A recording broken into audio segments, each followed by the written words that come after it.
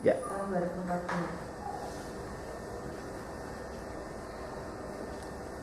Selamat sore saudara-saudara sekalian. Ini tanggal berapa ini ya?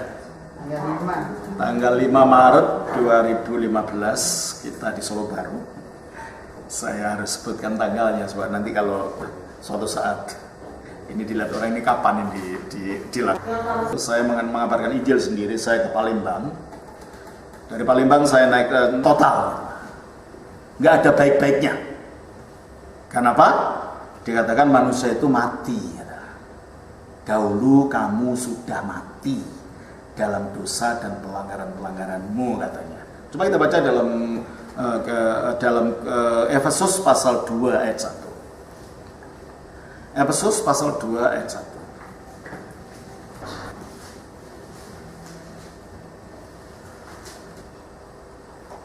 Efesus 2 ayat 1. Kamu dahulu sudah mati Nah, pelanggaran-pelanggaran. Kamu dahulu, hai orang Efesus, sebelum kamu percaya Kristus, maksudnya gitu. Kamu dahulu sudah mati.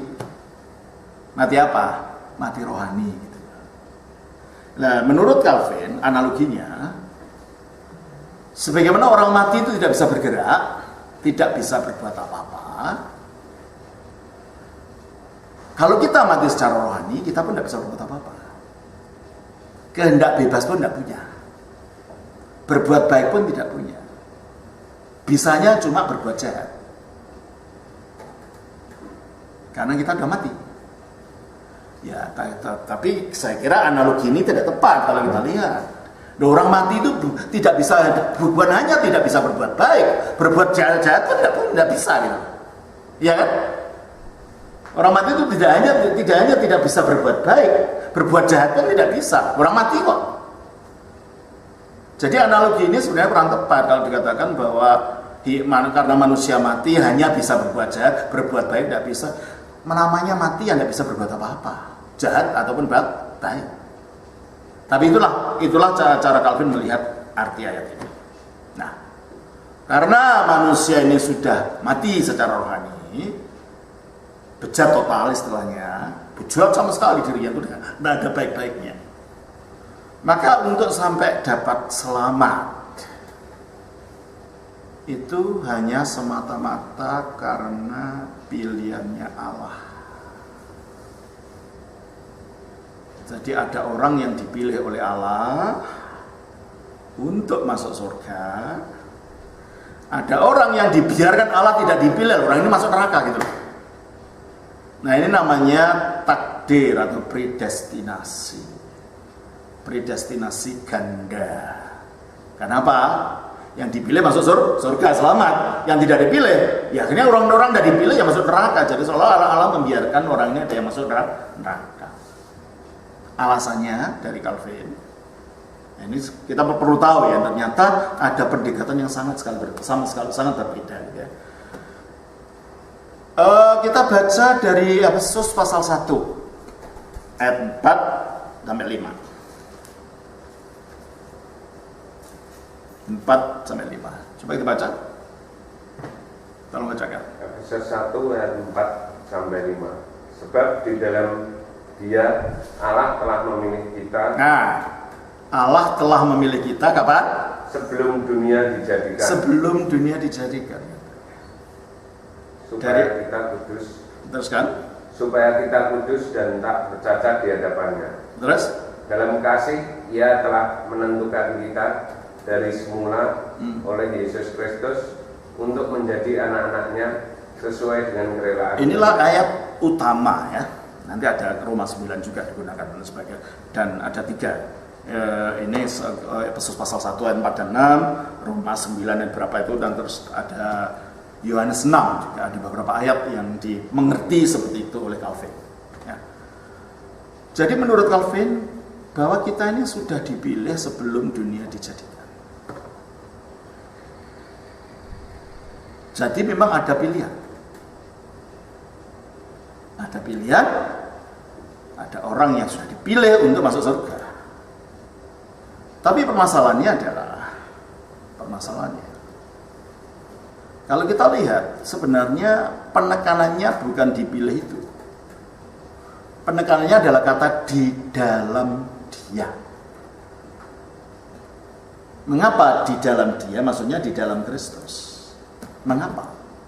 Karena sebenarnya yang dipilih Allah itu Yesusnya itu, bukan kita perorangan, bukan. Coba kita baca dalam 1 Petrus pasal 1 ayatnya 18 sampai 20.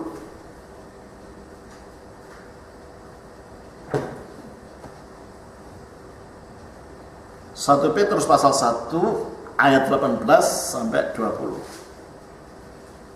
1 Petrus 1 ayat 18 sampai 20. Sebab kamu tahu bahwa kamu telah ditebus dari cara hidupmu yang sia-sia, yang kamu warisi dari nenek moyangmu, itu bukan dengan barang yang fana, bukan pula dengan perak atau emas, melainkan dengan darah yang mahal, yaitu darah Kristus, yang sama seperti darah anak domba, yang tak bernoda dan tak bercacat. Terus? Ia telah dipilih sebelum dunia dijadikan. Terima kasih. Siapa yang dipilih sebelum dunia dijadikan? Yesus. Jadi yang dipilih Allah sebelum dunia dijadikan adalah Yesus. Dipilih apa? Dipilih menjadi penyelamat kita. Dipilih menjadi penebus kita. Sejak dunia belum dijadikan. Makanya sejauh kita ada di dalam Dia, kita ikut dalam keterpilihan itu. Makanya dikatakan di dalam Dia Allah telah memilih kita sebelum dunia dijadikan. Kenapa? Karena Dialah yang dipilih Allah sebelum dunia dijadikan. Jadi kalau kita bersekutu dengan Kristus, kita manunggal dengan Kristus, kita menyatu dengan Kristus, kita ikut dalam keterpilihan itu. Itu maknanya. Jadi tidak dikatakan bahwa di dalam Dia kamu orang per orang telah diselamatkan. Enggak. Di dalam Dia kalian. Jadi bukan orang per orang, ini tidak berbicara tentang orang per orang. Ini berbicara tentang kemanusiaan. Sejauh kita ada di dalam Kristus, kita ikut dalam keterpilihan itu, sebab Kristuslah yang dipilih oleh Allah. Ditentukan oleh Allah. Nah juga, jikalau ada orang yang dipilih, berarti ada orang yang tidak dipilih. Dan orang yang tidak dipilih dia masuk ke dalam neraka. Ini bertentangan dengan ajaran Alkitab. Tujuannya neraka itu ada. Neraka tidak pernah diciptakan untuk manusia. Ada ajaran mengatakan tidak ada neraka, itu ajaran bohong. Kita mengatakan ada neraka. Dan mengatakan, oh itu kan tempat pembuangan sampah di Yerusalem. Kita kan pernah ke Yerusalem, kan saya bilang, ini loh Gehinom. Memang tadinya Gehinom itu adalah lembah Hinom. Lembah Hinom itu disuruh tempat pembuangan sampah, orang dibakar. Nah, lembah Hinom itu akhirnya menjadi Gehinom, menjadi bahasa Arab Jahanam, akhirnya diumpamakan neraka. Jadi neraka itu tidak ada, neraka itu tempat pembuangan sampah di Yerusalem sana. Kalau betul begitu, Alkitab ini tidak masuk akal. Coba kita baca dalam Matius pasal 25 ayat 41. Matius 25 41. Matius 25 ayat 41. Dan ia berkata juga kepada mereka yang di sebelah kirinya, "Nyahlah dari hadapanku, hai kamu orang-orang terkutuk, nyahlah ke dalam api yang kekal, yang telah sedia untuk iblis dan malaikat." No, kalau api yang kekal itu hanya tempat sampah, masa iblis dimasukkan ke tempat sampah, ke tong sampah rumahnya? Iblis dan malaikat-malaikatnya tempatnya di api kekal ini, berarti api kekal itu ada. Ini bukan hanya sekedar tempat sampah, tempat pembakaran, bukan. Ya memang ada alam seperti itu, tempat siksa, tapi bukan diperuntukkan untuk manusia. Telah sedia untuk iblis. Berarti kalau ada Allah menentukan orang masuk neraka, bertentangan dengan ini. Bahwa neraka tidak diperuntukkan untuk manusia. Kalau manusia masuk neraka kan dia milih mengikuti jalannya iblis, menolak Kristus. Milih untuk menolak berita keselamatan, masuk ke situ. Ikut jalannya iblis, sebab neraka itu sedia untuk iblis dan malaikat, bukan disediakan untuk manusia. Allah macam apa memasukkan orang ke neraka tanpa kesalahan orang itu? Kalau Allah itu kasih, tidak mungkin melakukan itu. Tidak mungkin menentukan manusia tanpa dia tahu untuk masuk neraka. Jadi kalau orang sudah ditentukan masuk neraka, apapun perbuatannya, maka dia masuk neraka juga. Gitu. Kalau orang sudah dengan masuk surga, diselamatkan, jelek apapun perbuatannya, pada akhirnya dia masuk surga. Karena apa? Menurut Calvin, Allah itu berdaulat. Allah itu punya kedaulatan penuh karena dia berdaulat, terserah dia mau apa gitu loh. Oke, Allah berdaulat, tetapi dia sifatnya, atributnya bukan hanya daulat saja. Ada banyak atribut-atribut yang lain. Dan yang paling menonjol adalah atribut kasih. Dan di dalam Alkitab dikatakan Allah itu kasih, tapi nggak pernah dikatakan Allah itu daulat, nggak ada itu. Kalau Allah itu kasih, ada. Ya memang dia berdaulat, tapi itu bukan sebagai sesuatu yang ditonjolkan dalam sifat Allah. Kita baca 1 Yohanes pasal 4 ayat yang ke-8.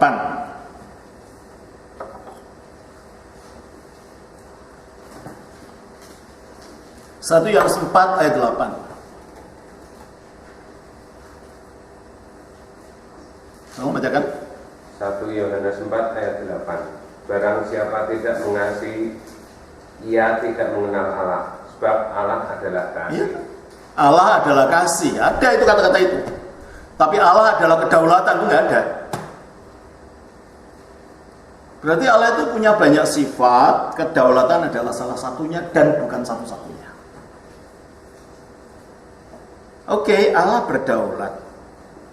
Sifatnya Allah yang satu harus dikendalikan oleh sifat yang lain. Sifatnya itu sama berkuasa. Oke, dia berdaulat tapi berdaulat dalam kasih. Sehingga tidak memungkinkan kedaulatan itu membuat manusia ada yang dimasukkan neraka tanpa kesalahan orang itu. Tidak mungkin. Karena dalam kasih tidak ada kekejaman di pihak Allah. Yang satu, yang kedua. Dan ternyata menurut Alkitab, neraka tidak diciptakan untuk manusia. Neraka itu sedia untuk iblis dan malaikat-malaikatnya. Nah, jadi selamat dan tidaknya seseorang kalau menurut ajaran Calvinisme ini tergantung pada kedaulatan Allah tadi. Allah yang berdaulat untuk menyelamatkan manusia atau untuk tidak menyelamatkan manusia. Oleh karena itu dari teologi Calvinisme, cara memandang manusia itu sangat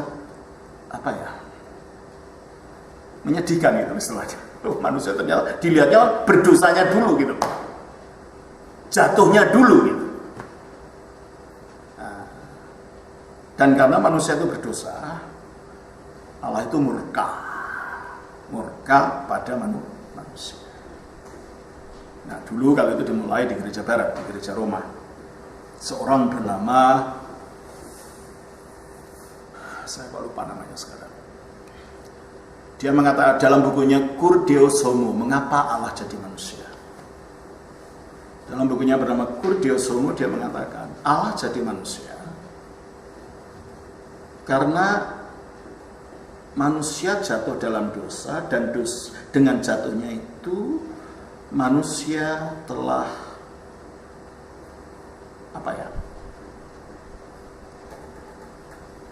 melawan kekudusan Allah, sehingga kejatuhan ini membuat Allah jadi murka pada manusia, dan murkanya manusia Allah ini harus dipuaskan oleh suatu korban. Nah, tapi karena yang memarah Allah, korbannya harus mempunyai kuasa yang sama dengan Allah, supaya terpuaskan keadilan Allah ini. Akhirnya turunlah firman-Nya Allah menjadi manusia. Karena dia setara dengan Allah, kata Alkitab, maka dia dapat memenuhi tuntutan keadilan Allah tadi. Jadi matinya Yesus itu itu adalah untuk memuaskan keadilan Allah yang tersinggung, supaya dengan demikian marahnya Allah terpadamkan. Sehingga yang ada cuma cinta kasihnya saja. Nah, ini cara pikir gereja barat. Mari kita bandingkan cara pikir gereja timur. Gereja timur mulainya bukan dari manusia. Mulainya dari Allah. Allah yang bagaimana? Allah yang bersifat Tritunggal. Nah, Tritunggal itu apa sih? Ada yang mengatakan Tritunggal itu ajaran setan. Yang tidak percaya Tritunggal itu ajaran setan, bukan Tritunggalnya yang ajaran setan. Nah, mari kita lihat. Pertama, di dalam Ulangan pasal yang ke-6 ayat 4. Nah, kita kembali pada Tritunggal dulu. Itu fondasinya ya. Ajaran tentang Tritunggal itu fondasi semua iman Kristen yang benar. Menolak itu akhirnya tidak karu-karuan ajarannya nanti. Ya. Coba kita baca di dalam Ulangan pasal 6 ayat 4. Saya ringkas saja karena tidak semua ayatnya akan saya tunjukkan. Tolong bacakan. Ulangan 6 ayat 4. Dengarkanlah hai orang Israel, Tuhan Allah kita, Tuhan itu Esa. Ya, bahasa aslinya Shema Israel, Adonai Elohenu, Adonai Echad. Adonai atau Yehuwah, karena orang Yahudi tidak pernah mengucapkan kata Yehuwah. Karena ada hukum 10 mengatakan jangan mengucapkan nama Allahmu dengan sia-sia. Maka nama Allah tidak berani ucapkan mereka. Jadi setiap kali ada kata Yehuwah diucapkannya Adonai. Shema Israel, Adonai Elohenu, Adonai Echad. Ya, kita orang Kristen tidak takut dengan itu ya. Maka kita bisa ucapkan Yehuwah Elohenu, Yehuwah Echad. Yehuwah Tuhanmu, Yehuwah yang satu. Jadi orang Kristen mengajarkan Allah itu satu, bukan dua, bukan tiga. Dan ajaran ini ditegaskan oleh Yesus. Kembali, kita baca Markus 12 ayat 29.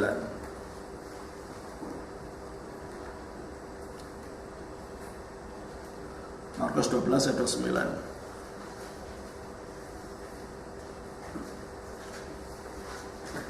Tolong bacakan.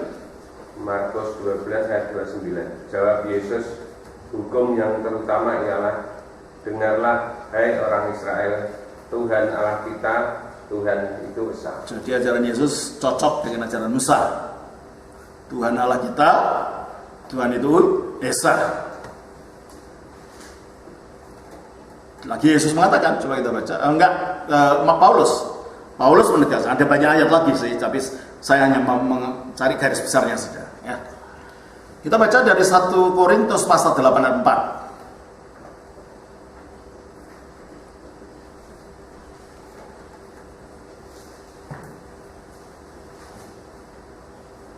Tolong bacakan.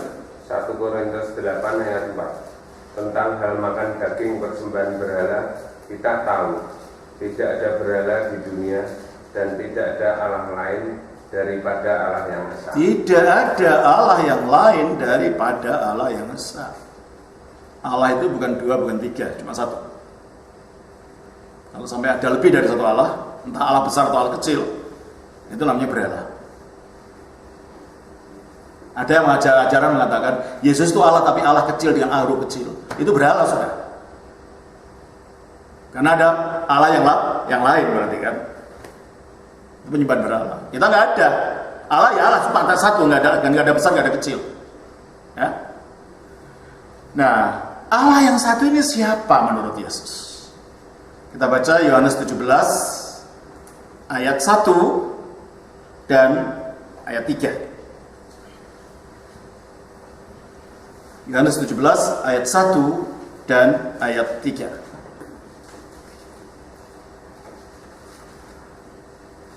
Tolong bacakan. Yohanes 17 ayat 1 dan ayat 3. Demikianlah kata Yesus. Lalu ia menghadap ke langit dan berkata, Bapa. Stop sampai itu aja. Jadi Yesus menyebut siapa? Bapa. Ayat 3. inilah hidup yang kekal itu, yaitu bahwa mereka mengenal Engkau satu-satunya Allah yang benar. Nah, siapa satu-satunya Allah benar? Kalau itu menurut Yesus, Bapa tadi. Jadi Allah yang satu itu siapa menurut Yesus? Bapa. Ya. Kita baca juga dari 1 Korintus 8 ayat 6.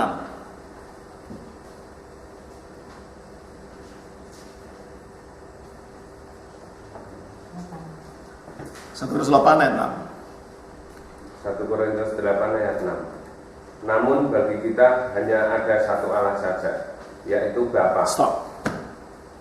Berarti Yesus dan Paulus mengajarkan sama. Apa? Allah itu? Siapa Allah itu? Bapa. Nah, saya tanya sekarang. Allah itu kekal enggak? Ada perubahan dalam dirinya enggak? Ya enggak. Kalau nggak ada perubahan dalam dirinya, nama Bapa ini kekal nggak? Dari dulu namanya Bapa nggak? Ya iyalah. Kalau dia Allah itu kekal, berarti dari kekal ya dia itu Bapa. Sebab kalau dulunya nggak Bapa, berarti Allah berubah. Kalau Allah berubah itu bukan Allah lagi. Itu makhluk, hanya makhluk yang bisa berubah. Kalau Allah tidak pernah berubah. Di dalam diri Allah tidak ada sesuatu kemunculan yang baru, termasuk namanya. Jadi Allah itu kekal dalam segala-galanya. Nah, kalau Allah itu dari kekal namanya Bapa. Menurut kata bahasa, seseorang disebut Bapa kalau apa? Punya anak, betul? Seseorang disebut Bapa kalau punya anak.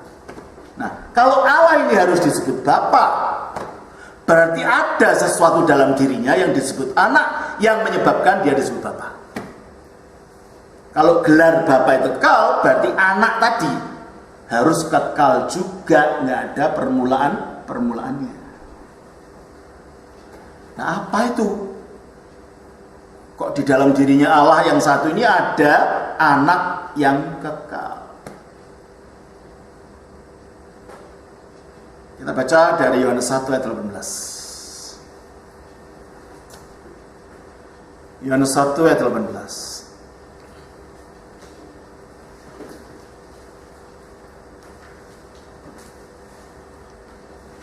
Yohanes 1 ayat 18. Tidak seorang pun yang pernah melihat Allah, tetapi anak tunggal Allah yang ada di pangkuan Bapa, dialah yang menyatakannya. Ternyata di pangkuan Bapa itu ada namanya anak tunggal Allah. Karena Allah itu tidak berwujud ya. Nggak seperti orang gitu, enggak. Allah itu Allah. Kalau kita mengatakan Allah itu apa? Roh. Gitu? Yohanes 4 ayat 24. Allah itu kasih. Yohanes 4 ayat 8. Arah itu terang. 1 Yohanes 1 ayat 5. Allah itu api yang menghanguskan. Ibrani 12 ayat 29. Allah itu bukan manusia. Hosea 11 ayat yang ke-9. Nah, mau digambarkan gimana? Dia roh, dia terang, dia kasih, dia api, dia bukan manusia. Mau gambarkan gimana? Nggak ada. Makanya jangan bayangkan Allah itu pakai jubah, ada jenggotnya duduk lah, itu kuangkong itu nanti. Bukan Allah itu. Kalau Allah menurut Alkitab, dia itu roh yang tidak bertubuh, tidak dapat dibayangkan bagaimana. Jelas ini ya. Oleh karena itu ketika dikatakan oleh Alkitab di pangku Bapa, jangan dipikir Allah itu bersila di pangkunya ada anak bayi, itu bukan itu maksudnya. Tetapi anak tunggal Allah yang ada di pangku Bapa, homogenis theos, oon, tonkolpon tu patros, bahasa aslinya gitu. Yang ada di pangkunya Bapa. Pangku ini berarti kedekatan yang sangat dekat, di mana detak jantung dari mangku itu terdengar. Itu menunjukkan hubungan relasi yang sangat dekat antara yang Allah yang disebut Bapa dengan sosok yang disebut anak tunggal Allah ini. Nah, siapa ini anak tunggal Allah ini? Kok ada di pangkunya Bapa, ada di dalam dekapan cinta kasih Bapa gitu loh. Siapa ini? Kita baca di dalam Ibrani pasal 1 ayat 2. Ibrani 1 ayat 2. Kamu bacakan? Ibrani 1 ayat 2. Maka pada zaman akhir ini Ia telah berbicara kepada kita dengan perantaraan anaknya. Jadi anak Allah ini adalah nabi terakhir. Sesudah dia tidak ada nabi lagi. Sebab Allah berbicara kepada kita pada zaman akhir ini melalui anak-anaknya. Maka sesudah Yesus datang, kita nggak nunggu nabi-nabi yang lain. Yesus itu yang terakhir. Dah, nggak ada sesudah itu. Kalau toh ada ngaku-ngaku sesudah Yesus ada nabi, ya bukan nabi yang dimaksud Alkitab. Bukan nabi dalam jalurnya Alkitab. Dan lain lagi itu gitu. Seperti Joseph Smith gitu ya, pendiri agama Mormon, atau Nabi Ellen G. White yang menjadi inspirator dari gereja Advent Masehi ke-7. Kita nggak percaya nabi-nabi seperti itu. Sebab wahyu yang terakhir adalah Yesus Kristus, anak Allah. Dialah wahyu terakhir, dialah nabi terakhir. Nabi bedanya apa sih nabi? Nabi artinya apa? Nabi adalah orang yang menerima firman untuk disampaikan pada orang lain. Yesus lain. Firman yang jadi orang itu Yesus itu. Firman yang jadi manusia. Jadi Yesus itu adalah firman yang jadi manusia. Kalau dia disebut nabi boleh saja, tapi dia sumber segala kenabian. Nabinya segala nabi. Sebab semua nabi dapat dari firman. Tapi sekarang firman yang sama ini jadi manusia. Jadi dia adalah nabinya segala nabi, sumbernya segala kenabian. Jadi berarti tidak ada yang dapat mengungguli dia. Teruskan. Ya, teruskan. Maka pada zaman akhir ini Ia telah berbicara kepada kita dengan perantaraan anaknya, yang telah Ia tetapkan sebagai yang berhak menerima segala yang ada. Oleh Dia Allah telah menjadikan alam semesta. Oleh Dia Allah menjadikan alam semesta. Oleh siapa? Oleh anak tadi. Mari kita lihat kalau di kitab Kejadian pada waktu dunia dijadikan, yang menjadikan alam semesta itu siapa? Coba kita lihat di dalam Kejadian 1 ayat 1. Kejadian 1 ayat 1 kita baca.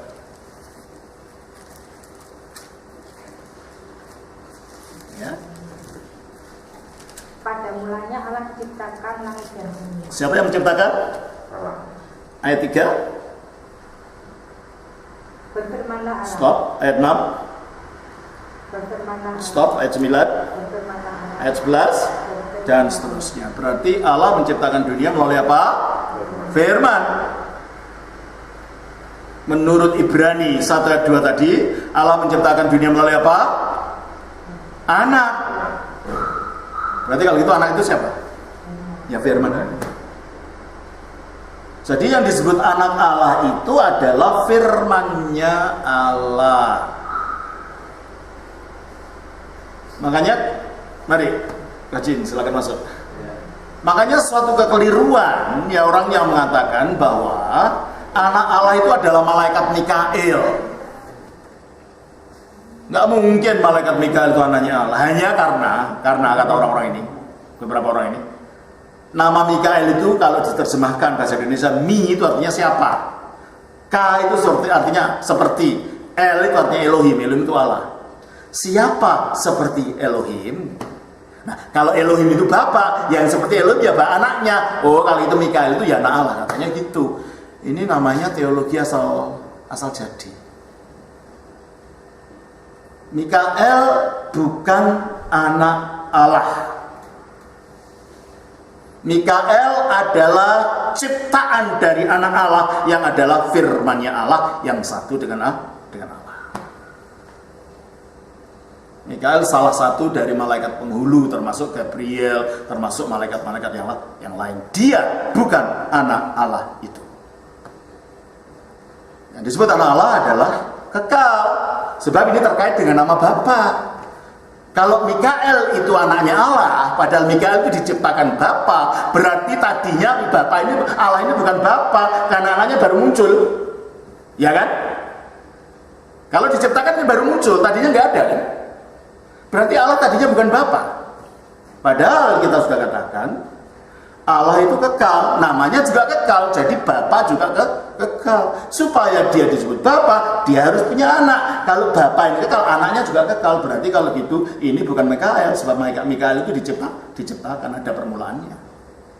Yang disebut anak Allah, ya firman-Nya Allah yang kekal bersama Bapa. Kasih ya. Jadi kita melihat di sini. Kalau gitu sekarang Allah yang esa itu ternyata di dalam dirinya ada firman. Firman itu bukan namanya malaikat Mikael, enggak. Firman ya firman kata-kata ini. Ada yang mengatakan firman itu namanya malaikat Mikael sebab dia jadi juru bicaranya Allah. Di mana sih ada juru bicara dikatakan firmannya orang itu? Nah, presiden punya juru bicara enggak? Punya kan? Apa juru bicaranya dinamakan kata-katanya Pak Jokowi? Ya enggak. Jadi Mikael bukan juru bicaranya Allah. Firman itu bukan juru bicara. Firman ya firman, kata-kata yang keluar dari orang yang ngomong gitu loh. Ngerti?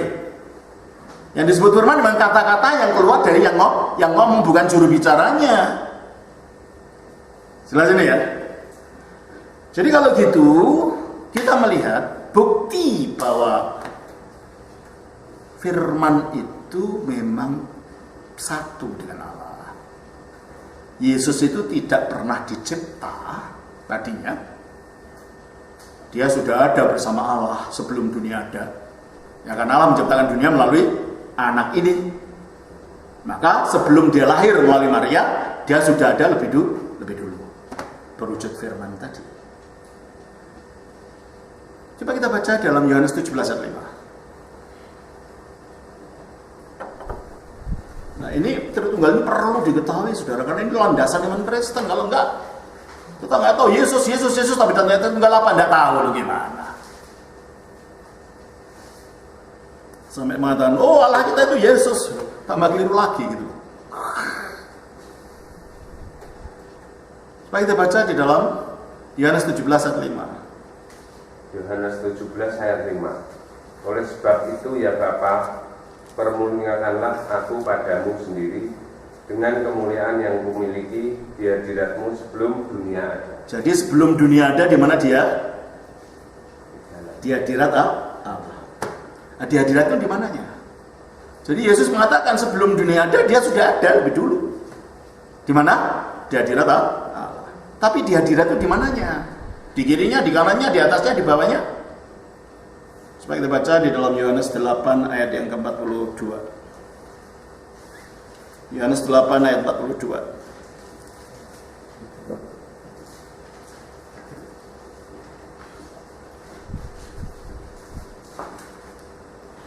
Tolong baca. Yohanes 8 ayat 42. Kata Yesus kepada mereka, jikalau Allah adalah Bapamu, kamu akan mengasihi aku. Sebab aku keluar dan datang dari Allah. Nah, dia katakan aku keluar dari Allah. Kalau dia keluar dari Allah, tadinya di mananya Allah? Di dalamnya Allah. Apa mungkin malaikat berada di dalamnya Allah? Kan tidak mungkin. Berarti dia bukan malaikat, karena dia ada di dalamnya Allah, gitu loh. Itu ajaran sesat yang mengatakan Yesus itu malaikat itu. Bukan ajarannya Alkitab. Itu tafsiran pikiran orang yang sesat. Yesus berada di dalamnya Allah sebelum jadi manusia.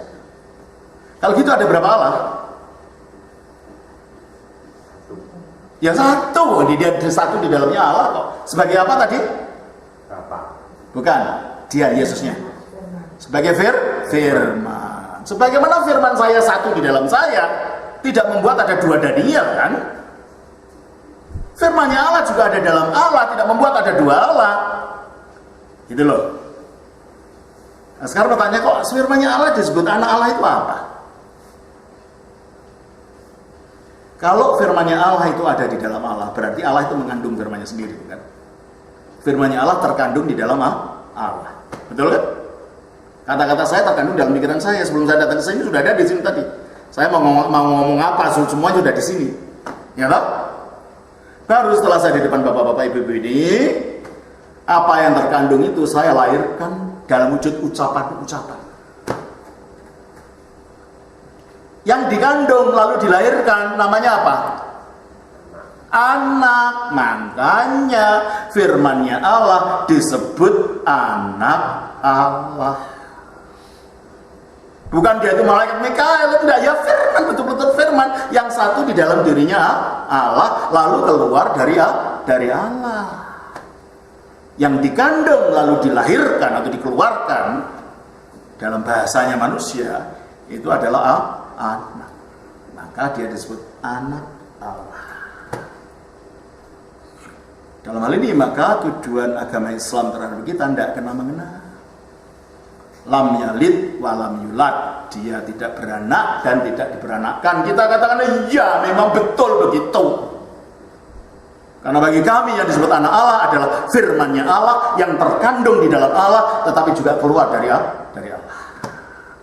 Jadi kami tidak ada dua Allah. Anak Allah bukan berarti Allah itu kawin ada istrinya, nggak ada itu. Sebab Allah itu bukan laki-laki, bukan perempuan, bukan baju juga. Allah itu roh. Roh itu tidak berjenis kelamin. Ya kan? Nah kalau dia bukan laki-laki, bukan perempuan, bukan banci, mau kawin sama apa? Dewi perempuan. Loh, dia bukan laki-laki kok, Dewi perempuan gimana? Dewa laki-laki, dia bukan perempuan kok kawin Dewi laki-laki. Terus kawin apa? Ya enggak kawin, namanya Allah kok kawin. Jelas ini ya? Jadi ketika kita menyebut Yesus sebagai anak Allah, bukan berarti Allah punya istri, bukan dalam arti beranak pinak. Ini bahasa teologis, bukan bahasa biologis. Ini bahasa teologis, bukan bahasa biologis. Jadi Yesus disebut anak Allah karena dia adalah firman-Nya Allah yang terkandung dalam Allah tetapi juga keluar dari Allah. Allah ada berapa? Satu. Kalau gitu firman-Nya ada berapa? Satu. Firman tadi disebut apa? Anak. Kalau anak yang cuma satu artinya apa?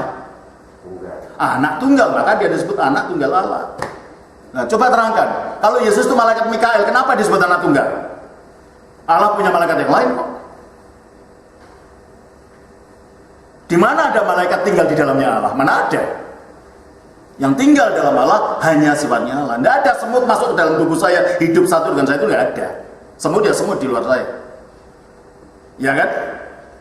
Yang ada dalam Allah hanyalah Allah sendiri, bukan yang lain. Jadi orang Kristen tidak percaya dua Allah. Yesus adalah firman-Nya Allah yang ada di dalam dirinya Allah. Jelas ini ya? Nah Allah itu Allah yang hidup. Sebab kalau nggak hidup tidak punya firman. Saya bisa ngomong nggak kalau saya mati? Ya enggak kan? Saya berpikir nggak, kalau bisa berpikir nggak kalau saya mati? Ya enggak. Untuk saya bisa ngomong, bisa berpikir, saya harus hidup, gitu kan? Allah punya firman karena dia itu hidup, gitu loh. Saya hidup karena saya punya roh. Betul? Kalau nggak ada rohnya saya mati. Kalau saya mati saya tidak punya kata-kata. Demikianlah Allah juga begitu. Allah itu Allah yang hidup, maka punya firman di dalam dirinya. Nah, karena dia hidup, punya roh, rohnya juga ada dalam dirinya, gitu loh. Ada tiga Allah atau satu Allah? Ya satu lah. Allah, firman-Nya dan rohnya itu satu di dalam Allah. Ya seperti saya, kata-kata saya, roh saya, ya satu di dalam saya, tidak tiga, nggak bisa dipisah-pisah.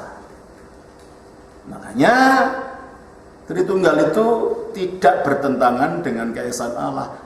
Allah yang esa ya Tritunggal itu gitu. Tri kenapa? Ada Bapa yaitu Allah yang esa, ada Putra yaitu firman-Nya, ada Roh Kudus yaitu rohnya Allah. Rohnya Allah itu keluarnya dari Allah juga. Coba kita baca di dalam Yohanes 15 ayat 26.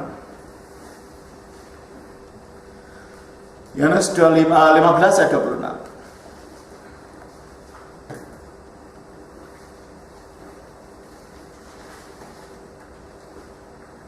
Ya, tolong baca. Yohanes 15 ayat 26. Jikalau penghibur yang akan kuutus dari Bapa datang, yaitu roh kebenaran yang keluar dari Bapa. Terima kasih. Roh kebenaran keluar dari siapa? Bapa. Kalau dia keluar dari Bapa, tadinya di mana? Dalam Bapa. Kristus mengatakan dia keluar dari siapa? Dari Bapa. Berarti dalam Bapa yang satu ini ada firman-Nya, ada rohnya. Roh itu juga ada dalam Bapa. Kita baca 1 Korintus pasal 2 ayat 10-11.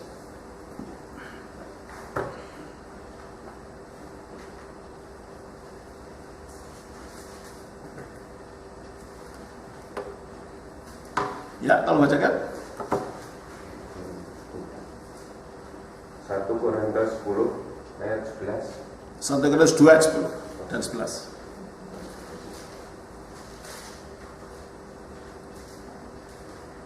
Karena kepada kita Allah telah menyatakannya oleh roh.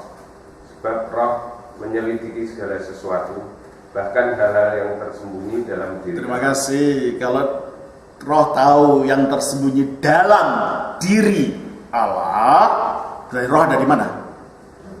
Di dalam Allah. Ya toh? Kalau roh menyelidiki apa yang ada dalam diri Allah, berarti roh ada di dalam diri Allah. Makanya 11-nya kita baca. Siapa gerangan di antara manusia yang tahu apa yang terdapat di dalam diri manusia selain roh manusia sendiri yang ada di dalam diri? Nah, roh manusia ada di mana? Di dalam manusia. Terus? Demikian pula lah tidak ada orang yang tahu apa yang terdapat di dalam diri Allah selain roh Allah. Kalau gitu roh Allah ada di mana? Ya di dalamnya Allah. Sebab benar rohnya manusia ada di dalam manusia, maka rohnya Allah ada di dalam Allah. Firman-Nya Allah juga ada di dalam Allah. Jadi dalam diri Allah yang satu Bapa ini terhadap firman, terdapat firman-Nya dan terdapat rohnya.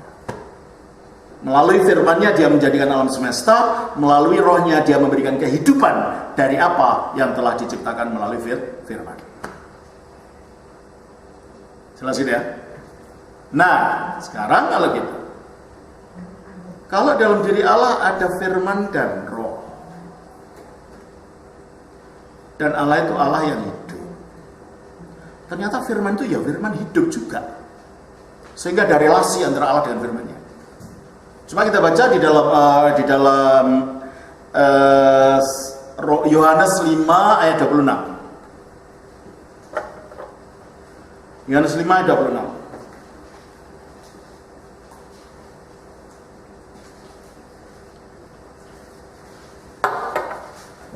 Yohanes 5 ayat 26, tolong bacakan. Yohanes 5 ayat 26. Sebab sama seperti Bapa mempunyai hidup dalam dirinya sendiri, demikian juga diberikannya anak mempunyai hidup dalam dirinya sendiri. Terima kasih. Jadi Bapa punya hidup, anak punya hidup. Tapi hidup ini berasal dari Bapa. Sehingga dengan karena ini firman Ibu hidup, bukan hanya kata-kata saja. Bedanya dengan firman kita. Kalau firman kita wujudnya suara saja. Firman Allah ternyata punya hidup gitu loh. Karena ini punya hidup, ada relasi nggak? Ada. Ada hubungan di dalam diri Allah ini. Hubungannya apa? Kita baca di dalam Yohanes pasal yang ke-17 ayat 24.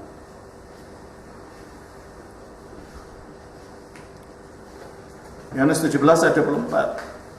Nah, sekali lagi ini Tritunggal ini pun juga dari visi Gereja Timur. Gereja Barat sulit menerangkan. Gereja Barat sulit menerangkan Tritunggal, sehingga pakai ilustrasi macam-macam gitu. Karena ada masalah tahun 529 di Gereja Barat mereka mengubah sesuatu. Saya nggak perlu jauh sana, nanti suatu saat saya ceritakan. Ya. Tapi yang saya jelaskan inilah visinya Gereja Timur, dan kita lihat itulah ajaran Alkitab ternyata. Ya. Kita baca di dalam apa tadi? Yohanes 17. Yohanes 17 ayat 24. Yohanes 17 ayat 24. Ya Bapa, aku mau supaya di mana aku berada, mereka juga berada bersama-sama dengan aku. Mereka telah Engkau berikan kepadaku, agar mereka memandang kemuliaan-Ku yang telah Engkau berikan kepadaku. Sebab Engkau telah mengasihi aku sebelum dunia. Nah, jadi sebelum dunia dijadikan, kerjanya Allah itu apa? Mengasihi firman-Nya. Sebelum dunia dijadikan, Allah itu bukan nganggur. Loh, kalau belum jadikan kan nggak ada malaikat, nggak ada manusia, nggak ada apa-apa. Romo, kerjanya Allah apa? Lah nganggur Allah itu, nggak punya kerjaan. Nah gitu, menurut Alkitab, sebelum ada apa-apa, Bapa mengasihi Putra. Allah mengasihi firman-Nya, sebab firman-Nya itu hidup, bisa dikasihi gitu loh. Kalau udah hidup ya enggak. Saya enggak bisa jatuh cinta dengan kata-kata saya. Aduh, cantiknya kamu, enggak bisa, orang gila namanya. Karena kata-kata saya tidak hidup. Kata-kata saya hanya berwujud suara. Nah, firman-Nya Allah itu hidup gitu loh. Punya hidup. Maka bisa ada relasi antara Allah dengan firman-Nya.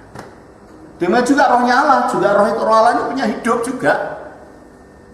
Coba kita baca di dalam Roma 8 ayat 1.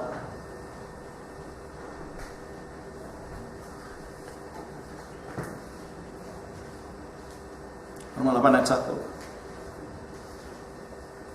Roma 8 ayat 1. Demikianlah sekarang tidak ada penghukuman bagi mereka yang ada di dalam Yesus Kristus. Terus?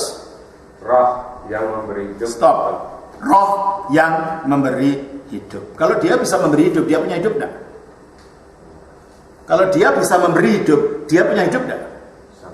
Ya punya. Kalau roh ini roh memberi hidup, dia bisa memberi hidup, berarti dia punya hidup.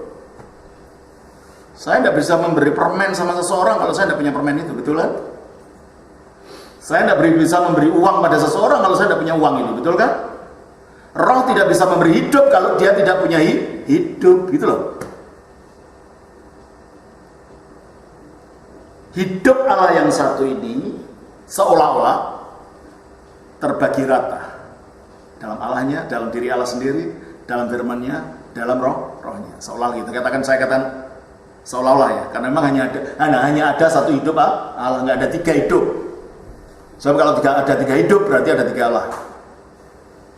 Ada satu hidup, satu hakikat keilahian, tetapi tinggal di dalam Allah Bapa, dalam firman-Nya, dalam rohnya, di dalam dirinya Allah sendiri. Nah, kalau firman Allah mengasihi firman pun mengasihi Allah. Coba kita baca di dalam Yohanes pasal yang 14 ayat 31. Nah, ini fondasi ini perlu sekali akhirnya, karena ini akan menentukan cara kita memandang tentang ciptaan, tentang keselamatan dan lain-lain. Yohanes 14 ayat 31.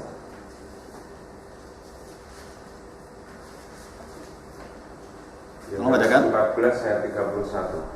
Tetapi supaya dunia tahu bahwa aku mengasihi Bapa. Terima kasih. Bahwa aku mengasihi Bapa. Bapa mengasihi aku, itu kan tadi Yohanes 17 24 tadi. Berarti ada apa ya? Kalau bahasa Inggrisnya mutual love, saling mengasihi dari Allah kepada firman-Nya, firman kepada Allah. Nah, Roh Kudus apa tugasnya? Kita baca di dalam Roma 5 ayat 5. Roma 5 ayat 5 kita baca. Ya. Roma 5 ayat 5. Dan pengharapan tidak mengecewakan, karena kasih Allah telah dicurahkan di dalam hati kita oleh Roh Kudus. Terima kasih. Jadi tugasnya Roh Kudus menurut ayat ini apa? Tugasnya Roh Kudus menurut ayat ini apa? Mencurahkan kasih Allah. Nyata? Karena kasih Allah telah dicurahkan ke dalam hati kita oleh Roh Kudus. Berarti tugasnya Roh Kudus adalah mencurahkan kasih Allah. Roh Kudus kekal tidak? Baca Ibrani 9:14.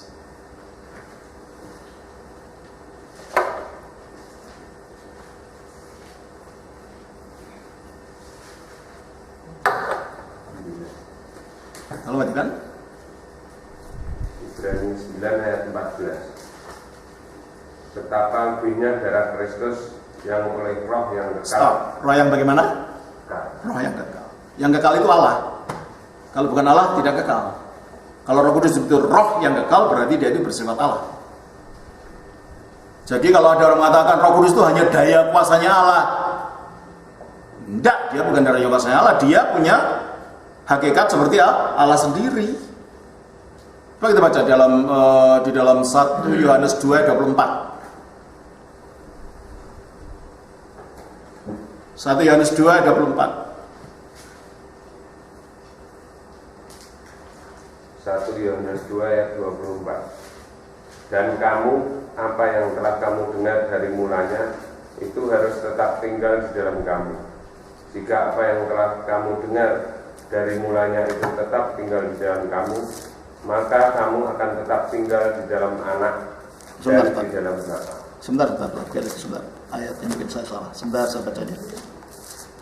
1 Yohanes 2.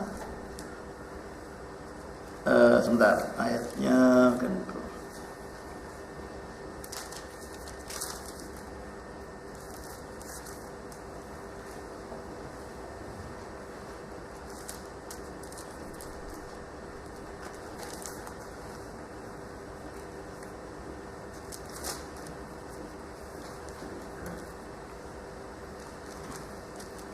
Roh, kita tahu bahwa Allah tinggal di dalam kita, yaitu roh yang diberikan kepada kita. Ayatnya bunyinya begitu. 3. Hah? Ayat 3. Pasal 3? Enggak, pasal 2 ayat 3. Apa bunyinya? Dan inilah tandanya bahwa kita mengenal Allah, yaitu jikalau kita menuruti perintah. Oh, bukan itu, Bu. Karena tadi ada kata-kata roh gitu, kata-katanya ada roh gitu. Sebelah.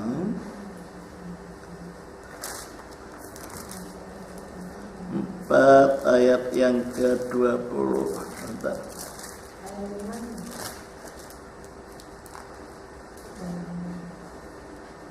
Barang siapa mengasihi Allah, dia tinggal dalam, dan kita tahu Allah tinggal dalam kita, yaitu roh yang diberikan kepada kita. Itu ayatnya bunyinya begitu. Saya enggak.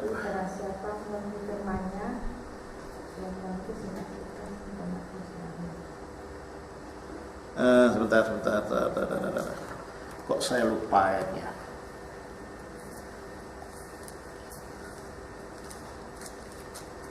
Coba kita ganti aja dari 1 Korintus 3:16. Kita ganti aja. Tolong bacakan. 1 Korintus 3 ayat yang ke-16. 1 Korintus 3 ayat 16. Tidak tahukah kamu bahwa kamu adalah bait Allah? Bahwa kamu rumahnya Allah. Terus? Dan bahwa roh Allah diam. Penyebab kamu rumahnya Allah karena rohnya Allah. Jadi kalau roh yang ada pada kita membuat kita rumahnya Allah, berarti roh itu apa? Ya Allah, gitu kan? Bersifat sama dengan Allah. Jadi roh ini bukan hanya sekedar daya kuasa, dia punya hidup. Dia bisa ngomong kok. Kalau daya kekuasaan itu kan tidak bisa ngomong. Daya aktif katanya. Daya aktifnya Allah. Ini bukan yang sekedar daya aktif. Mari kita baca. Di dalam Kisah Rasul pasal yang ke-13. Kisah Rasul 13, kita baca. Ayatnya yang kedua. Kisah Rasul 13 ayat kedua. Pada suatu hari ketika mereka beribadah kepada Tuhan dan berpuasa, berkatalah Roh Kudus. Mana ada daya bisa berkata? Ada? Mana ada daya aktif bisa berkata? Berarti Roh Kudus itu bukan daya aktifnya Allah. Dia punya pribadi. Dia bisa ngomong, bisa mencegah juga. Coba kita baca dalam Kisah Rasul pasal yang ke-16 ayat 7.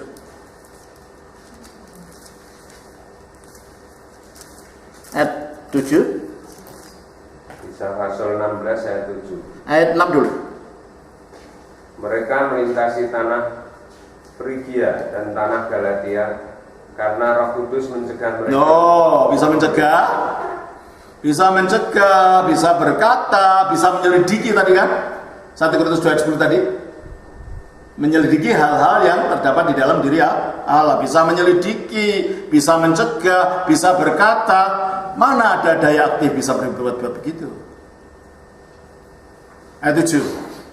Dan setibanya di Misia, mereka mencoba masuk ke daerah Bitinia, tetapi Roh Yesus tidak mengizinkan mereka. Nah, kalau Roh Kudus juga rohnya Yesus, padahal Roh Kudus itu rohnya Allah, berarti Yesus dan Allah itu satu, bukan pisah. Karena Roh Kudus juga rohnya Allah, tapi dikatakan juga rohnya Yesus. Ya kan? Roh ada berapa? Cuma satu. Kalau Yesus bukan Allah, tidak mungkin roh itu juga rohnya Yesus gitu loh. Kalau Yesus tidak satu dengan Allah, tidak mungkin dia memiliki roh yang sama. Jelas ini ya? Jadi roh bisa ngomong, roh bisa didukakan. Jadi punya perasaan nih roh ini. Ya, coba kita baca Efesus. Jadi kalau ada orang datang pada saudara mengatakan, Roh Kudus itu bukan Allah, itu hanya daya aktifnya Allah, tunjukkan ayat-ayat ini. Kamu itu baca ayat Alkitab dari mana? Alkitab itu sama dengan Alkitab saya enggak gitu loh. Kita baca dalam Efesus pasal 4. Efesus pasal yang keempat ayat 30. Tolong bacakan. Efesus 4 ayat 30. Dan janganlah kamu mendukakan Roh Kudus Allah. Nah, Roh Kudus bisa didukakan. Yang orang yang bisa didukakan itu apa? Orang yang punya perasaan atau sosok yang punya perasaan. Saudara bisa mendukakan meja ini. Pukuli sampai hancur dan tidak berduka meja ini. Nah, kalau Roh Kudus hanya daya aktif Allah, gimana bisa berduka? Logikanya di mana? Kok daya aktif bisa didukakan itu gimana? Berarti ajaran yang mengatakan begitu, ya Roh Kudus itu hanya daya aktif Allah, itu ajaran sesat yang tidak ada dasarnya dalam kitab suci. Ya, baik. Jadi kalau itu kembali kepada Roh Kudus tadi, kalau Bapa mengasihi firman mengasihi Bapa di dalam diri Allah yang satu ini, yang mencurahkan kasihnya Allah tadi adalah Roh Kudus. Roh Kudus itu kekal. Fungsinya kekal nggak kalau gitu? Ya kekal. Fungsinya tadi apa? Mencurahkan kasihnya Allah. Kalau ada manusia, kasih itu dicurahkan di hati manusia. Sebelum ada manusia, dicurahkan siapa kasih itu? Kepada yang dikasih Allah sejak kekal. Siapa itu? Firman. Berarti Roh Kudus lah yang mencurahkan kasihnya lah dari Bapa kepada Firman. Firman yang memantulkan balik kasih itu kepada Bapa, sehingga di dalam diri Allah itu ada lingkaran cinta kasih tanpa henti. Dari Bapa kepada di dalam Roh Kudus, dari Putra kepada Bapa di dalam Roh Kudus. Itulah sebabnya mengapa dikatakan Allah itu kasih. Dan Allah mungkin kasih ini kalau dia tertunggal. Kalau enggak, sebab kasih selalu membutuhkan tiga hal. Yang mengasihi, yang dikasihi, roh cinta kasih. Hilang salah satunya, tidak ada kasih. Betul? Kalau nggak ada yang mengasihi, ada orang yang mau dikasih, bisa kasih jalan?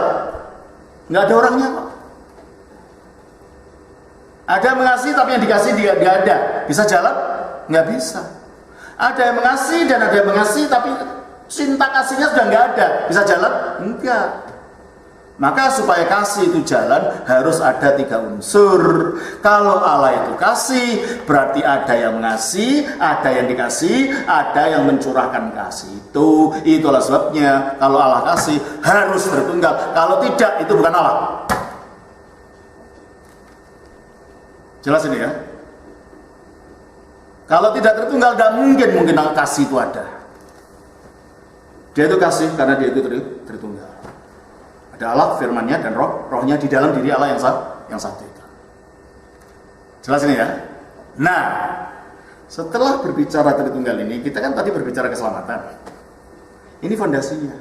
Semua ajaran Kristen yang benar harus dimulai dari sini. Kalau enggak, nanti macam-macam.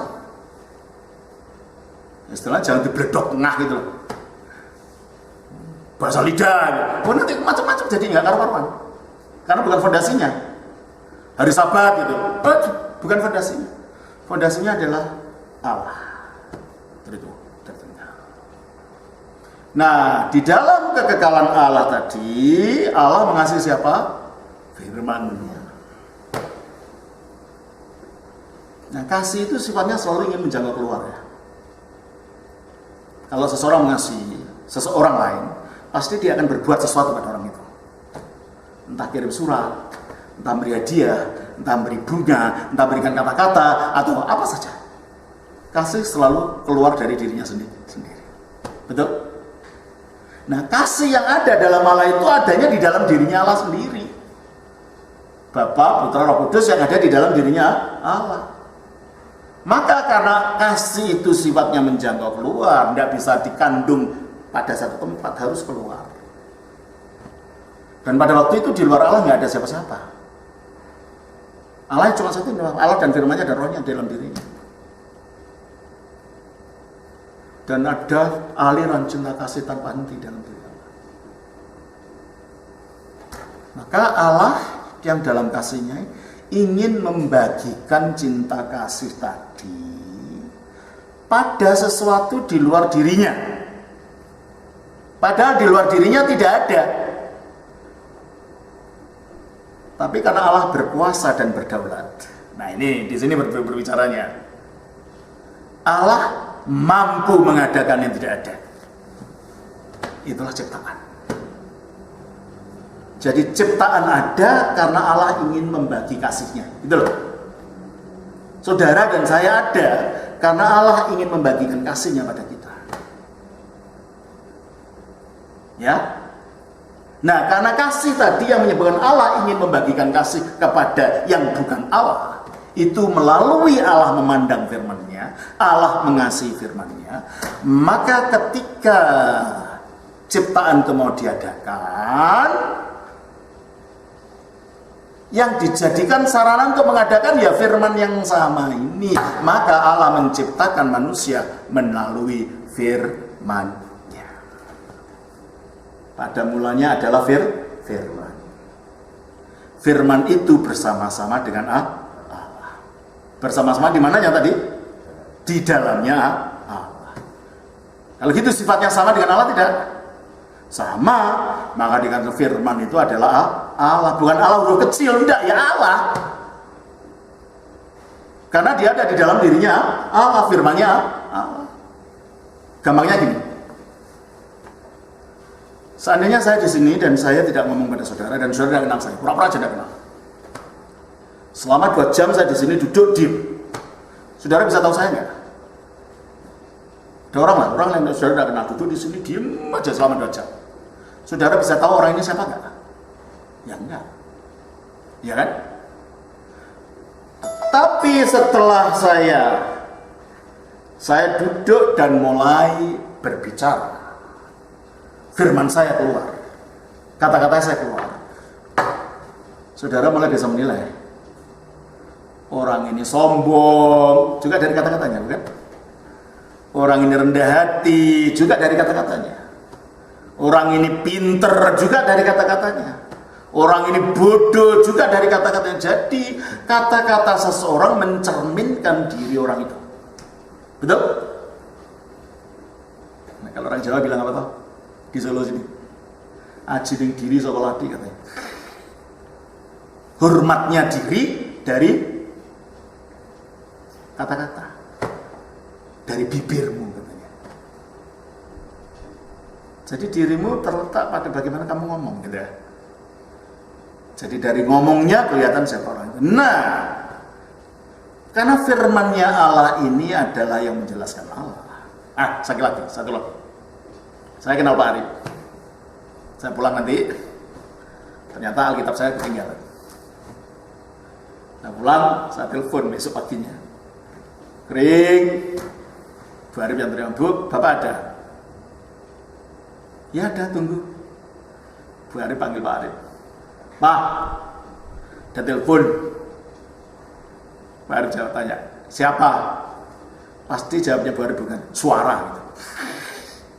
Siapa? Suara. Enggak, pasti Romo Daniel. Padahal itu hanya kata-kata saya yang ada di situ. Tapi Bu Arif mengatakan itu Romo Daniel. Berarti kata-kata saya identik dengan saya. Maka firman-Nya Allah identik dengan Allah gitu. Jelas ya? Maka pada mulanya adalah firman. Firman itu bersama-sama dengan Allah. Firman itu adalah Allah. Jelas ya? Nah, jadi kalau begitu saudara, sekarang kita melihat Allah menciptakan segala sesuatunya melalui firman-Nya tadi. Itu jelas sekali di dalam apa? Di dalam Kejadian tadi. Jadi kita juga Mazmur 33 ayat 4, ayat 6. Mazmur 33 ayat 6.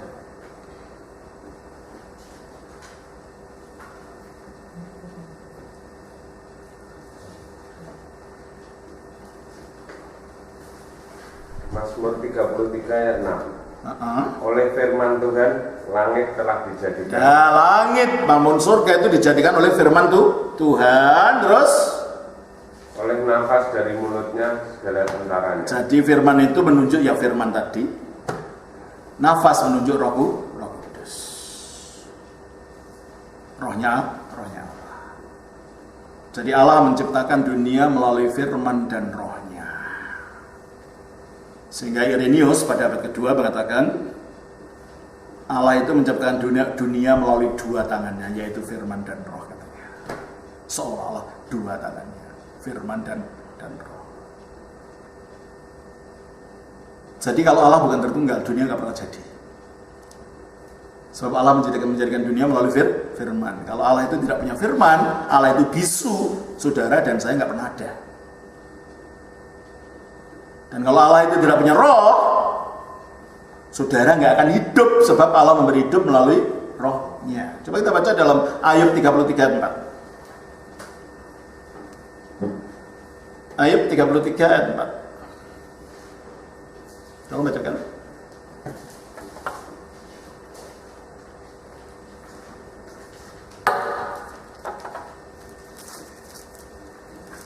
Ayub 33 ayat 4.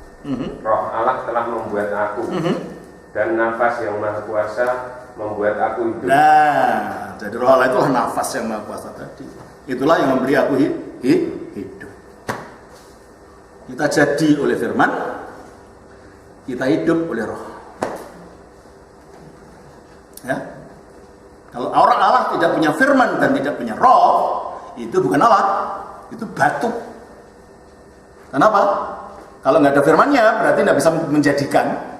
Kalau nggak ada rohnya tidak bisa memberi hidup. Yang tidak bisa menjadikan dan tidak memberi hidup itu batu, berhala, tidak bisa berbuat apa-apa. Supaya Allah itu Allah yang benar, Allah yang hidup, yang bisa memberikan kehidupan dan bisa mengadakan segala sesuatu, dia harus punya firman, dia harus punya roh yang satu di dalam dirinya sendiri. Jelasin ya.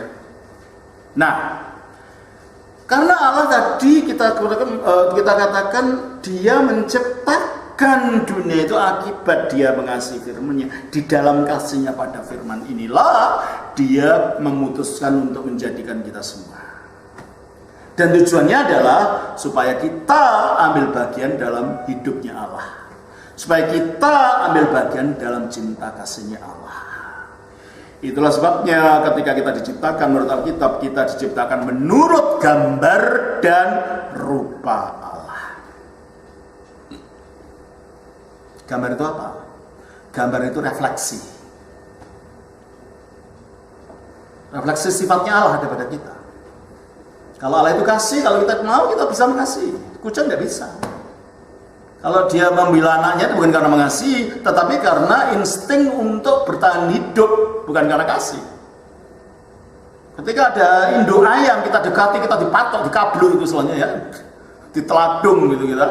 Bukan karena si ayam ini cinta sama anaknya, bukan. Buktinya kalau anaknya sudah besar, buahnya dikawini kan, induknya dikawini. Tidak ada cinta kasih dalam alam binatang. Ya. Tetapi kalau seorang ibu manusia membela anaknya karena dia cinta sama anaknya, betul nggak? Membela anaknya, mengasihi anaknya karena memang membela anak ini, gitu. Ada cinta gitu. Ini bedanya. Jadi manusia bisa mencintai kalau dia mau, karena dia diciptakan Allah yang adalah kasih. Kalau Allah itu adil, manusia bisa berbuat adil kalau dia mau. Kalau Allah itu penuh belas kasihan, manusia bisa berbelas kasihan kalau dia mau. Kalau manusia itu, Allah itu bermurah hati pada kita, manusia bisa bermurah hati kalau dia mau. Berarti dalam diri manusia itu ada kemampuan-kemampuan yang merefleksikan sifat-sifatnya Allah ini yang tidak dimiliki yang lain. Itulah maksudnya kita diciptakan menurut gambar Allah. Tapi kita diciptakan untuk nantinya mencapai rupa Allah. Rupa Allah itu apa? Menjadi mulia seperti Allah. Itulah tujuan kita diciptakan itu. Untuk ambil bagian dalam kodrat ilahi. 2 Petrus 1 ayat 4. Jadi dunia ini nggak ada apa-apanya ya kalau dibanding itu ya. Apalagi ini cuma sementara dunia ini. Ya. 2 Petrus 1 ayat 4.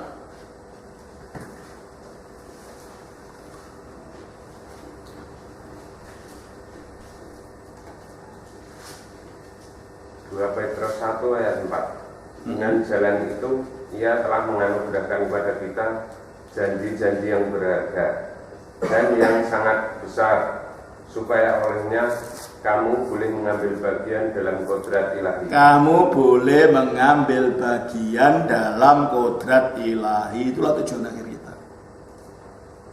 Itulah tujuan kita diciptakan. Nah, kalau itulah tujuan manusia diciptakan, dalam kedaulatannya alam ciptaan kita, berarti tidak ada satu manusia pun yang diciptakan supaya masuk neraka. Tidak ada. Semua manusia diciptakan tujuannya supaya ambil bagian dalam hidupnya Allah, supaya ambil bagian di dalam kemuliaan Allah. Apalagi kalau kita baca dalam Efesus pasal 1 ayat 4 tadi dan 5, kembali ke sana kita. Ya. Kembali ke sana, saya Efesus pasal 1 ayat 4 dan 5 kita baca.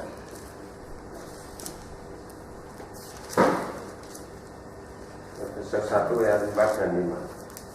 Sebab di dalam Dia Allah telah memilih kita sebelum dunia dijadikan, supaya kita kudus dan tak bercacat. Terima kasih. Jadi kita ditentukan di dalam Dia, dalam Kristus. Mengapa? Karena dia menciptakan akibat dia mengasihi Kristus. Karena sejak kekal dia mengasihi firman ini. Dan firman ini menurut 1 Petrus 1 ayat 20 tadi, dialah yang sejak kekal dipilih oleh Allah. Jadi kalau orang itu menyatu dengan Kristus, maka dia ikut dalam keterpilihan tadi. Nah, kalau gitu kita ditentukan apa? Untuk menjadi kudus, apa tadi?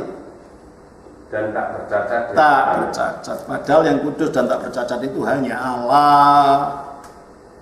Berarti kalau kita ditentukan dari semula untuk menjadi kudus tak bercacat, berarti kita ditentukan takdirnya manusia, predestinasinya manusia, itulah akan menjadi mulia seperti Allah. Bukan jadi Allah ya. Kalau itu Mormon itu, kita tidak percaya ajaran Mormon. Tidak ada manusia jadi Allah. Kita menjadi mulia seperti Allah. Terus ayat yang kelima, yang kelima betul. Dalam kasih yang mana? Ya kasih yang ada dalam Bapa, Putra, Kudus di dalam kekekalan tadi. Karena kasihnya sejak kekal itu apa? Ia telah menentukan kita dari semula oleh Yesus Kristus. Oleh Yesus Kristus, karena kasih ini terjadi akibat Allah mengasihi firman. Oleh Yesus Kristus ditentukan semula untuk apa? Untuk menjadi anak-anaknya. Untuk menjadi anak-anaknya. Artinya apa? Kalau anak kucing rupanya kayak apa? Kayak ayam? Ya, kayak kucing ya. Anaknya anjing ya kayak anjing. Anaknya manusia ya kayak manusia. Kalau anaknya Allah berarti seperti apa? Seperti Allah. Itulah tujuan kita diciptakan. Tujuan kita diciptakan, kita dijadikan adalah untuk menjadi sama mulia seperti Allah. Ambil bagian dalam kudrat ilahi. Disitulah kita mencapai namanya menurut rupa Allah tadi. Itulah tujuan hidup kita di dunia. Itulah tujuan Kristus datang. Sayang. Kalau kita baca dalam Kejadian 1 ayat 26, kalau bacakan. Kejadian 1 ayat 26, tolong bacakan. Kejadian 1 ayat 26.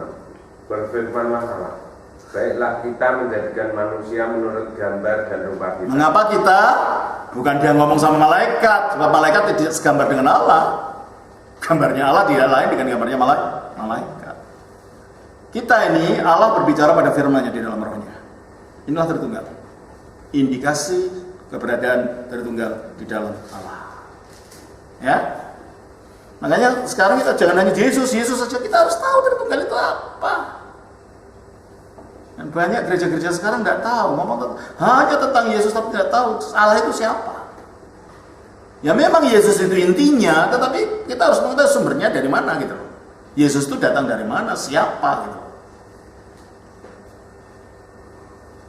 Terus Kejadian 1 ayat 26. Berfirmanlah Allah, baiklah kita menjadikan manusia menurut gambar dan rupa kita. Terima kasih. Jadi manusia diciptakan apa? Menurut gambar dan rupa kita. Ayat 27. Maka Allah menciptakan manusia itu menurut gambarnya. Rupanya belum selesai rupanya. Baru gambarnya. Berarti pada waktu Allah menciptakan manusia, manusia belum sampai titik rupa. Masih gambar. Untuk sampai mencapai titik rupa menjadi sama mulia seperti Allah, harus dites dulu. Makanya di dalam Kejadian 2 ayat 16-17 dikatakan begini. Kejadian 2 ayat 16-17. Kejadian 2 ayat 16-17. Lalu Allah memberi perintah ini kepada manusia. Semua pohon dalam taman ini boleh kau makan buahnya dengan bebas. Tetapi pohon pengetahuan tentang yang baik dan yang jahat itu janganlah kau makan buahnya. Sebab pada hari engkau memakannya, pastilah engkau mati. Kapan mereka diancam mati? Pada hari mereka makan. Seandainya mereka tidak pernah makan, gimana? Ya tidak pernah mati. Berarti manusia itu bukan diciptakan untuk mati. Walau itu tidak mati kok. Kematian itu benalu sesudah manusia jatuh dalam dosa. Tadinya tujuannya bukan itu. Kita diciptakan untuk kekal. Jadi seandainya waktu itu manusia tidak jatuh dalam dosa, skenario-nya mungkin begini. Mereka punya anak, umurnya tua-tua ya, sampai ratusan tahun. Punya anak, kalau sudah cukup, mereka melanjutkan tujuannya untuk mencapai citra Allah. Mereka jadi mulia, anaknya yang melanjutkan. Gitu. Nggak usah mati, nggak usah sakit, nggak usah menderita, nggak usah jadi tua gitu loh. Makin muda malah justruan. Karena makin mulia gitu loh.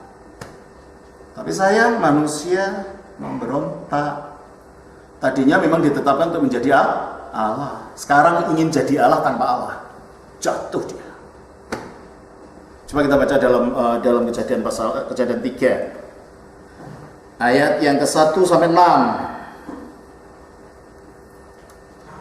Kejadian 3 ayat 1 sampai 6. Adapun ular ialah yang paling cerdik dari segala binatang di darat yang dijadikan oleh Tuhan Allah. Ular itu berkata pada perempuan itu, tentulah Allah berfirman, semua pohon dalam taman ini jangan kau makan buahnya, bukan? Lalu saat perempuan itu kepada ular itu, buah pohon-pohonan dalam taman ini boleh kami makan, tetapi tentang buah pohon yang ada di tengah-tengah taman, Allah berfirman, jangan kamu makan ataupun raba buah itu, nanti kamu mati. Nah, ini si Hawa ini, dia menjadi sasaran setan karena dia membelokkan firman Allah. Karena pada waktu Allah memerintahkan, Allah bilang jangan kamu makan, ditambah sama dia, jangan kamu makan dan kamu raba. Tidak ada kata-kata meraba, itu perintah dari Allah. Hawa nambah-nambah firman Allah. Dengan demikian Hawa berdosa. Disitulah ular masuk, das. Setan masuk karena kamu berani nambah-nambahi firman Allah. Dibohongin terus, dijebak. Kita lanjutkan.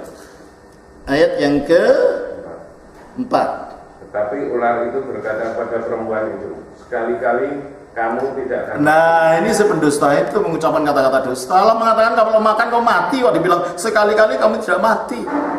Jadi dia menuduh Allah itu bohong gitu loh.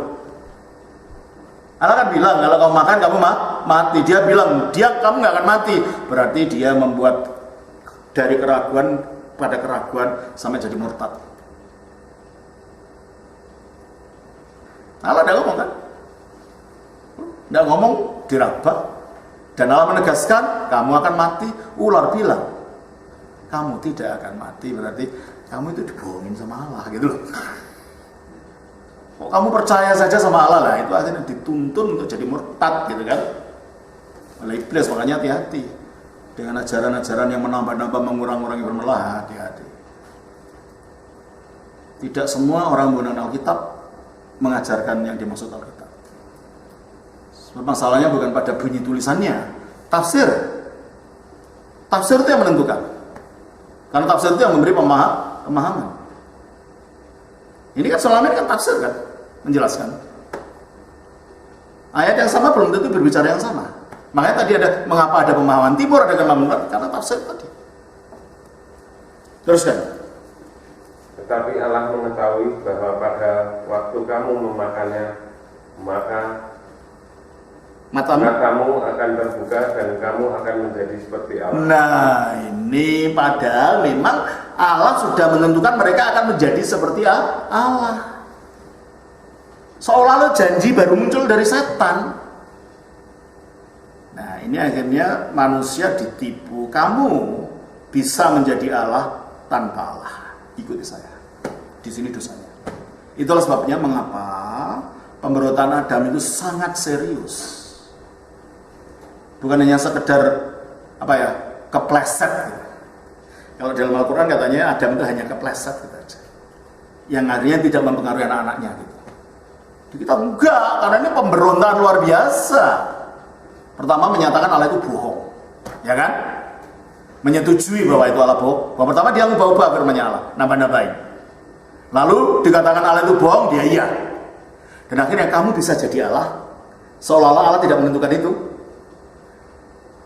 Tanpa Allah, hanya dengan makan ini. Ini kan pemberontakan luar biasa. Makanya kejatuhannya Adam itu mempengaruhi kita gitu loh. Terus kan apa yang terjadi? Tahu tentang yang baik dan yang jahat. Terus Perempuan itu melihat bahwa buah pohon itu baik untuk dimakan. nah sudah mulai. Sedap kelihatannya.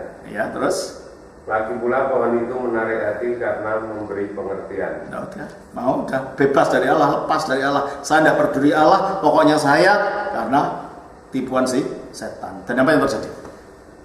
Lalu ia mengambil dari buahnya dan dimakannya. Geleger, udah. Dan diberikannya juga pada suaminya. Gebrak, jatuh semua ini lagunya, kena.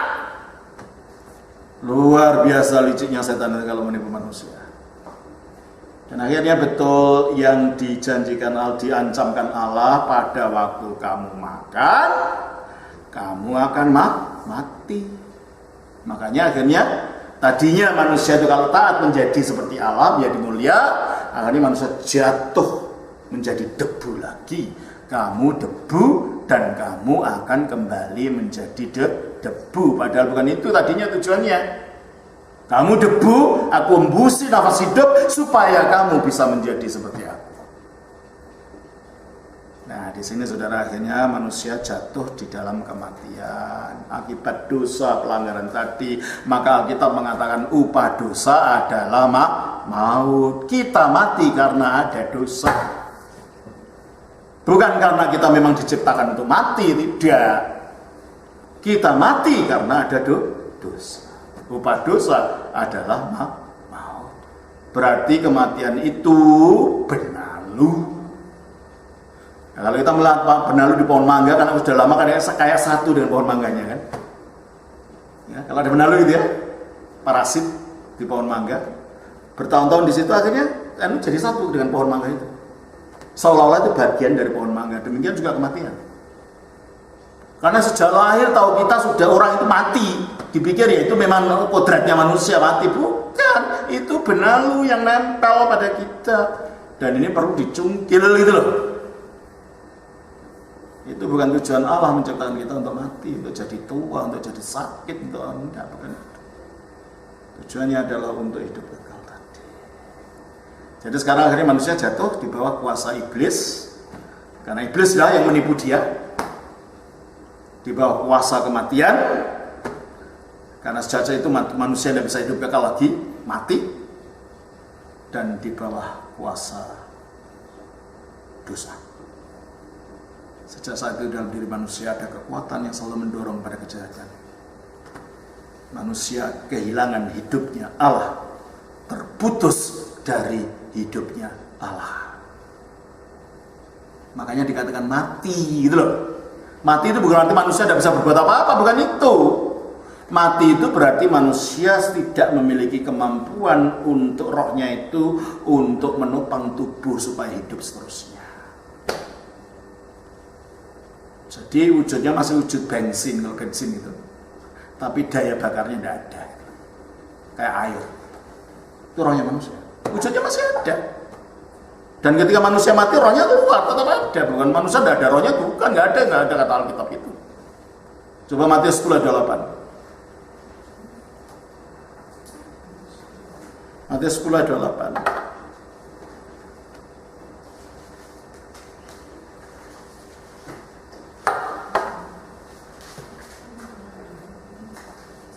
Udah jam berapa ini? 9. Oh ya, saya tutup sebentar. Nanti mulai kita lanjutkan. Matius 10 ayat 28. Dan janganlah kamu takut kepada mereka yang dapat membunuh tubuh, tetapi yang tidak berkuasa membunuh jiwa. Ya, jadi menurut ini jangan takut pada mereka yang dapat membunuh tubuh, tetapi tidak dapat membunuh jiwa. Artinya pada waktu tubuh terbunuh, jiwa tidak terbunuh. Artinya pada waktu tubuh ini mati, jiwa tidak ikut mati.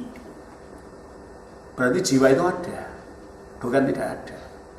Ada ajaran mengatakan, oh udah ada, jiwanya manusia, jiwa manusia itu kalau udah mati ya kayak tikus saja, gelundung, tidak ada apa-apanya. Itu bukan ajaran Alkitab. Kenapa? Musa itu mati. Saya tunjukkan tuh. Ulangan pasal 34. Ulangan 34 ayat 56, tolong baca.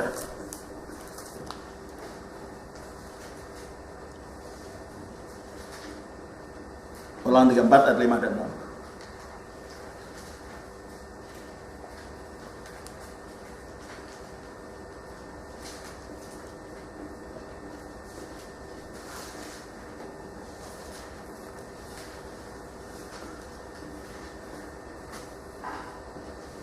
Ulangan 34 ayat 5 dan 6.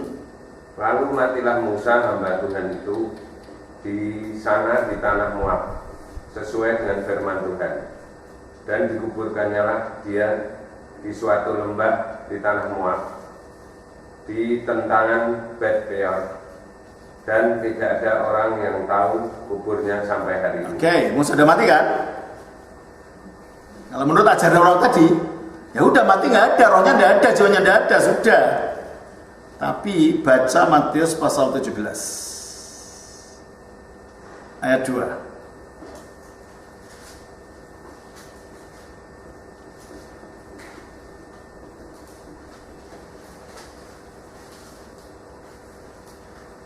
Matius 17 ayat 2.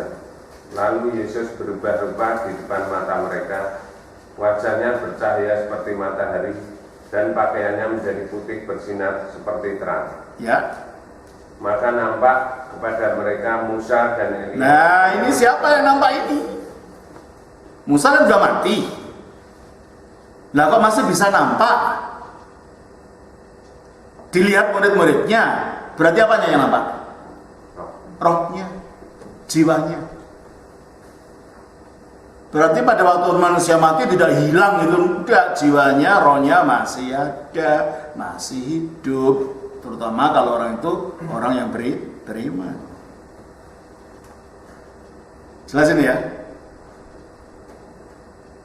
Dan nanti yang masuk surga bukan hanya jiwanya aja. Jiwa dan roh dijadikan satu lagi. Makanya ada kebangkitan daging. Sebagaimana Yesus bangkit dengan tubuhnya, kita pun akan dibangkitkan. Roh itu akan dimasukkan kembali ke dalam tubuh manusia. Coba kita baca di dalam Yohanes 5, 28, 29. Saya kira saya tidak bisa detail lagi. Kita lanjutkan minggu depan, nanti saya bicarakan sebentar. Oke, baca di dalam Yohanes 5, 28, 29. Yohanes 5 ayat 28-29.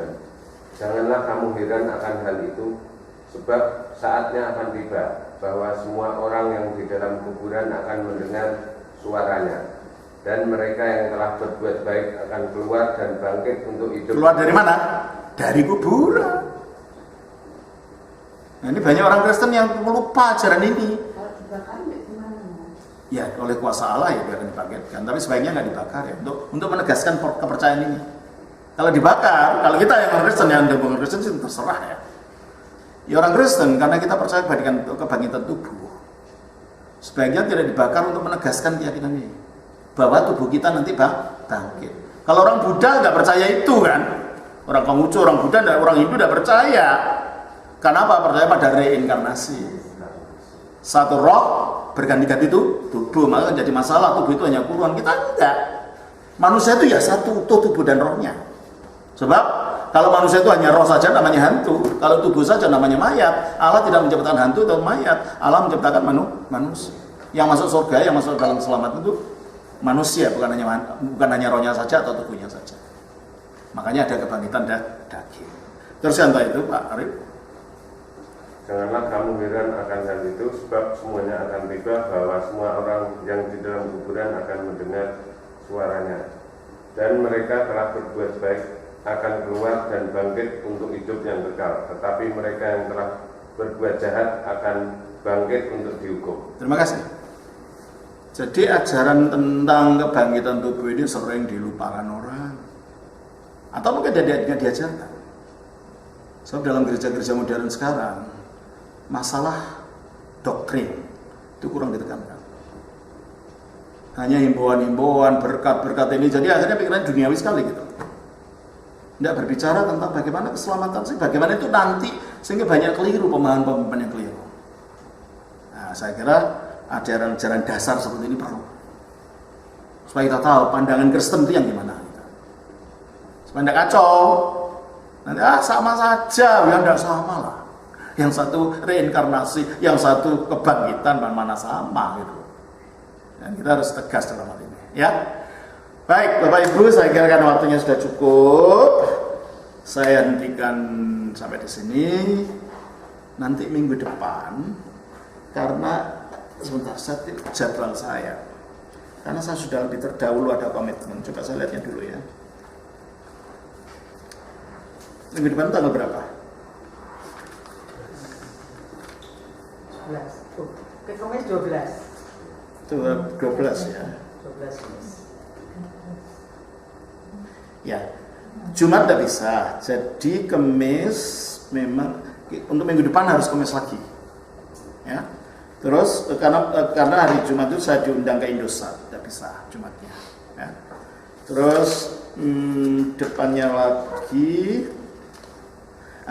lagi ini mungkin saya tidak bisa dulu karena saya di Pematang Siantar. Baru minggu depannya lagi, ya. Minggu depannya lagi itu Jumat Agung ya. Oh belum kalau kita Bapak Ibu merayakan dari gereja Jumat Agung enggak? Tapi nggak malam ya. Kita kan belum, kalau itu gereja Ortodoks kan minggu depannya. Tanggal 12. Iya. Tanggal Jumat Maret 3, tanggal 3 bisa nggak Jumat? Jumat atau Kamis? Jumat. Jumat aja ya. Jadi tanggal 3 Jumat. Oke. Bulan 4. Bulannya Maret tanggal Jumat. April. Enggak. Ini Jumat Agungnya Gereja Barat. Ya, pasti. Iya, Paskahnya Gereja Barat itu Jumat tanggal 5. Jadi kita adakan Jumat tanggal 5 ya? Tanggal 5 3 ya?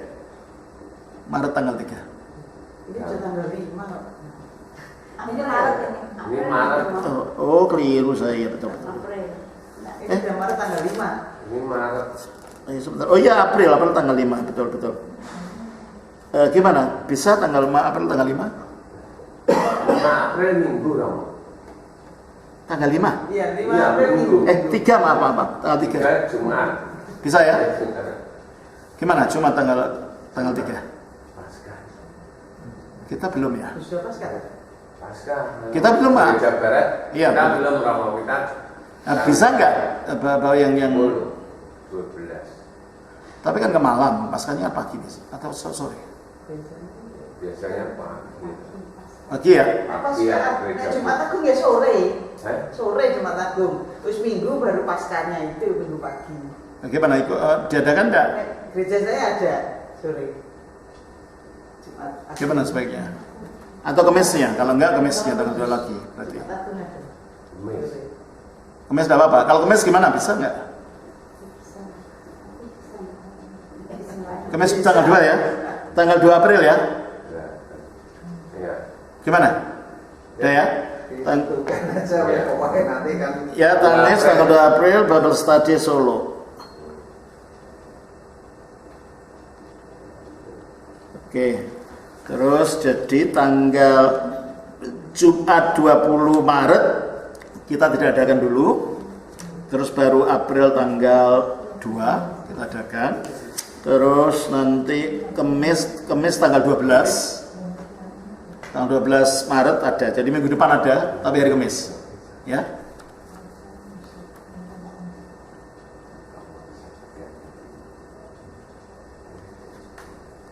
Oke, dah. Udah ya, jadi minggu depan hari Kamis, terus minggu depannya lagi kita tiadakan. Hah? Kamis itu marital les piano. Oh, les piano ya.